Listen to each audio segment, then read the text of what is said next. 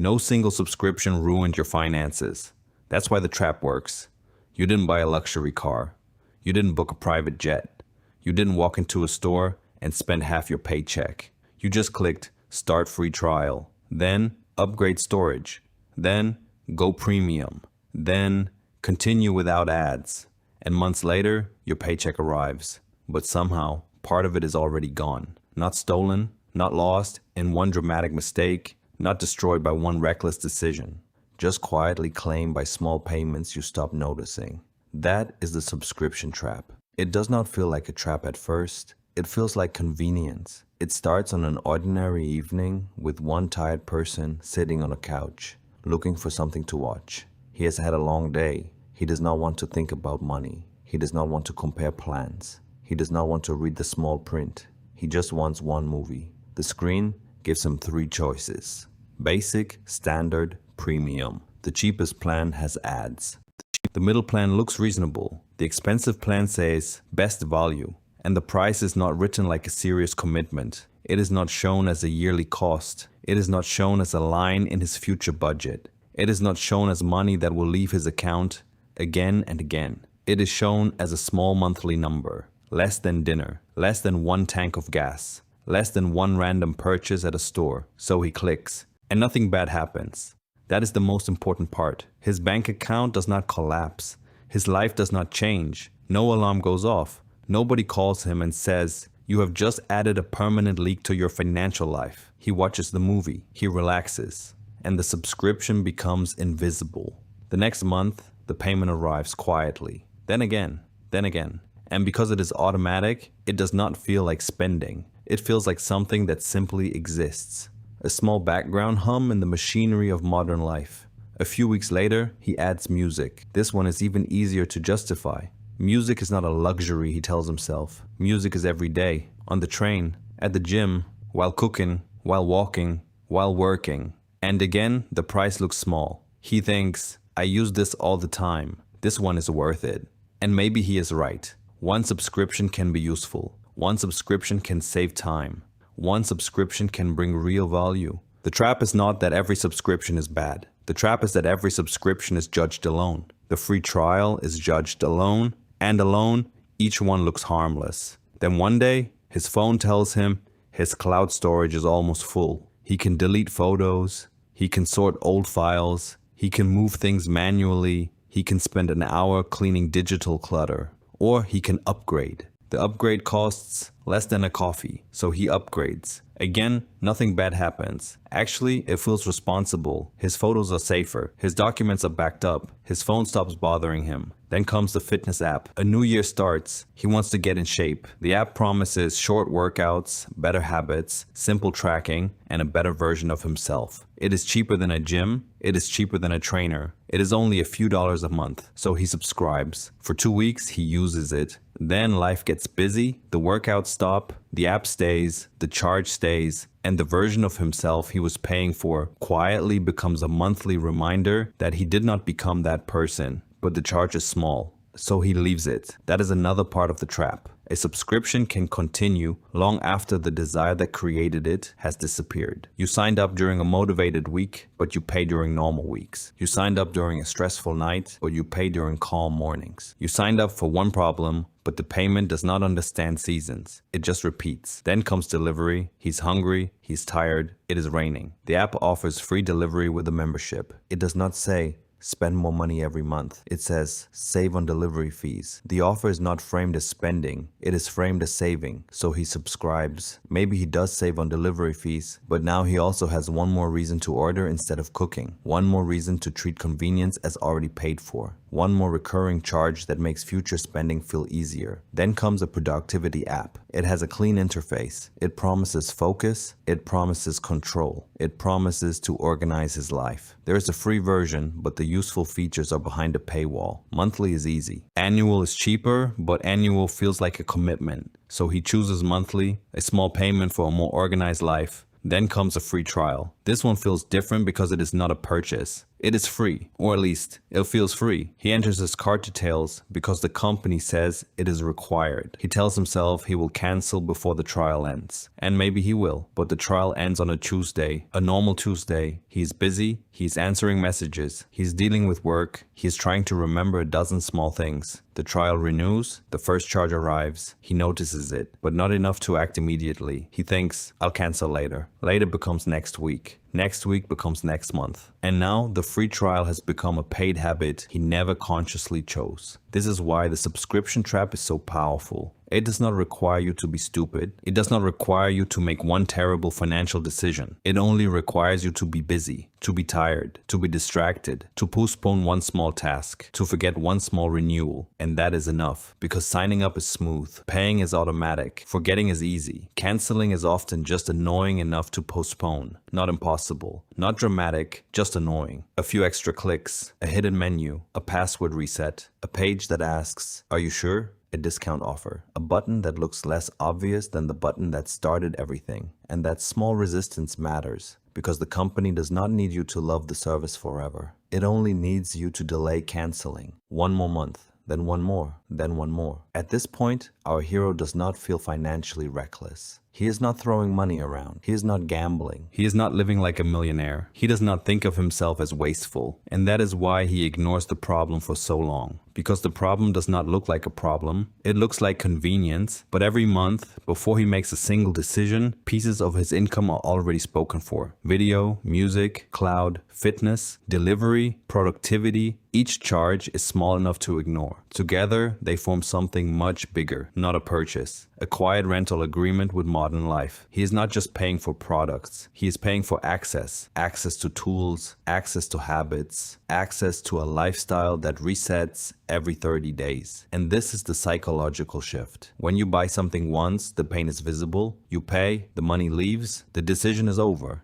But when you subscribe, the decision is stretched across time. The first click feels small because the real cost is hidden in the future. A $10 subscription is not $10 if you keep it for a year. It is $120. A $15 subscription is $180 a year. A $20 subscription is $240 a year. And when 5 or 6 of them stack together, the numbers stop looking like background noise. They start looking like rent. Not rent for a house, rent for attention, rent for convenience, rent for not making decisions. This is the part monthly pricing hides. Imagine if the same services were sold differently. Imagine the screen did not say, only $14.99 a month. Imagine it said, would you like to pay almost $180 this year for this app? Or would you like to spend hundreds of dollars this year across several entertainment platforms? Most people would pause, not necessarily refuse, but pause. And that pause is exactly what monthly pricing avoids. Monthly pricing makes the decision emotionally smaller. Yearly cost makes the decision financially clearer. That is why the question should never be only, can I afford this per month? The better question is, do I want this enough to buy it 12 times? Because that is what a subscription asks. Not once, 12 times, every year,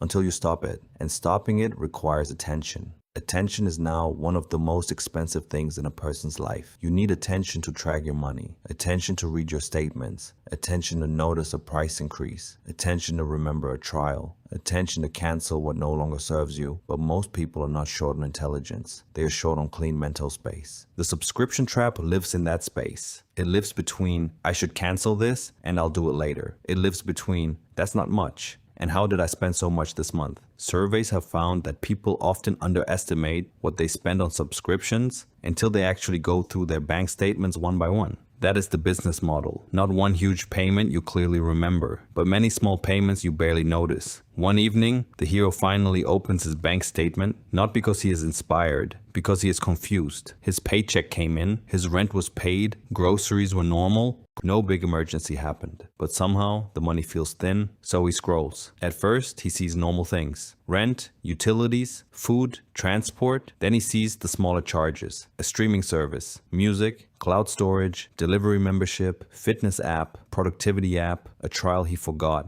A new subscription, a premium feature inside another app, an annual renewal he did not remember approving. None of them looks outrageous. That is what makes the moment uncomfortable. There is no villain in the list, only small yeses, a small yes from January, A small yes from March. A small yes from a version of himself who thought he would use the app every day. And now all those small yeses are standing together. For the first time, he does not look at the monthly price. He multiplies. He writes down the yearly cost. $10 becomes $120. 12 becomes 144. 15 becomes 180. 20 becomes 240. A few minutes later, he is not looking at tiny payments anymore. He is looking at a number that could have paid for a flight, a repair, a month of groceries. That is the moment the trap becomes visible, not when he subscribes, when he totals, because monthly numbers hide inside routine. Annual numbers reveal the decision. Now he has to ask a harder question. Is this service good? Many of them are good. The question is this service still earning its place in my life? A show ends. A project ends. A habit fades. A goal changes. A cheaper alternative appears. A free version becomes enough. A service raises its price quietly. A membership becomes more about avoiding cancellation than receiving value. The value can expire even when the payment continues. So he separates the list into 3 groups. The first group is essential, things he truly uses, often with clear value. The second group is seasonal, things he wants sometimes, but not every month. A streaming platform for one show. A sports service for one season. These do not need to be permanent. The third group is emotional debris, subscriptions connected to old intentions. The fitness app he stopped opening, the trial that became a charge, the premium feature he used twice. This group is where the money is hiding. It feels strangely uncomfortable. Canceling a subscription can feel like admitting failure, giving up on being organized, giving up on learning. But he is not canceling his future. He is canceling payments to a version of the future that did not happen. That is different. Canceling is not deprivation. Sometimes canceling is honesty. The first cancellation saves $7. It does not feel like much. The second saves $12. The third saves $15. Now the monthly number is bigger. But the real change is not just the money, it is the feeling. For the first time in months, he sees money that is not already claimed. Money that can sit still. Money that can become savings. Money that can absorb a surprise bill. Money that can create options. Money that can make the next month feel less tight. That is the part subscription companies do not advertise. They advertise access. They advertise convenience. They advertise the premium experience. But they do not advertise the relief of not being charged. Because money is not only math, money is attention. Every recurring payment is a tiny claim on your future attention, your future income, and your future choices. One subscription may be harmless, but a life built on unexamined subscriptions becomes a life where money leaves before you have a chance to direct it. And that changes the meaning of income. You may earn more, but feel no richer, because every raise is quickly absorbed by upgraded plans, premium tiers, bundles, and background charges. You do not notice lifestyle inflation when it arrives, dressed as convenience. You notice it later when your income improved, but your freedom did not. A recurring payment is not tiny just because the first number is small. It is a commitment. So before starting one, ask, would I pay the yearly price today? Will I use this every week? What problem does this solve? Do I already pay for something similar? When will I review this? And if it begins as a free trial, decide before the trial starts, not after. Put the cancellation date on your calendar. Check whether the plan renews automatically. Look at the price after the trial, because free trials are not designed only around generosity. They are also designed around human forgetfulness. The cheapest subscription is the one you do not need. The most expensive subscription is the one you forgot existed. At the end of the month, the hero's life does not look dramatically different. He does not become rich. He does not beat the system forever. He does not unlock some secret financial hack. He simply has fewer leaks, a cleaner bank statement, a little more room, a little more control, and most importantly, he has changed the question. Before he asked, is this only a few dollars? Now he asks, is this worth repeating? That question is small, but it changes everything, because the trap was never one subscription. The trap was the collection of small decisions that nobody forced him to revisit. A service that was useful once, a trial that continued, a plan that upgraded, a tool that promised a better life. The trap works because no single subscription ruined your finances. No single charge looked dangerous. But together, they turned part of his life into an automatic payment system. And that is the lesson. Small payments are not always small decisions. Not when they repeat, not when they renew, not when they multiply, not when they hide inside autopay. Not when they keep charging after the reason is gone. The danger is not the subscription you love and use every day. The danger is the subscription that no longer has to convince you. It already has your card. It already has your permission. It already has the next month, unless you interrupt it. A subscription should earn its place every month. If it does, keep it. If it does not, cancel it. Not because money should never be spent on comfort, convenience, or entertainment, but because your money should serve your life, not quietly rented back to you. Subscriptions don't feel like spending, they feel like background noise, and that is exactly why they work.